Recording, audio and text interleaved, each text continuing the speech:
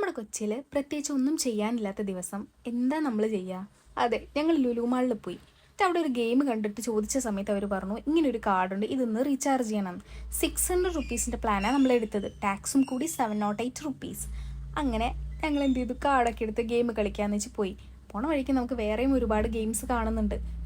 അതിലൊക്കെ കയറണം എന്ന് നമുക്ക് തോന്നും, പക്ഷേ നമുക്ക് സമയമുണ്ടായിരുന്നില്ല. അതുകൊണ്ട് നമ്മൾ ആദ്യം ഒരു ഗെയിം കണ്ടു വെച്ചിട്ടുണ്ടായിരുന്നു, അങ്ങോട്ടേക്കാണ് ഈ പോയിക്കൊണ്ടിരിക്കുന്നത്.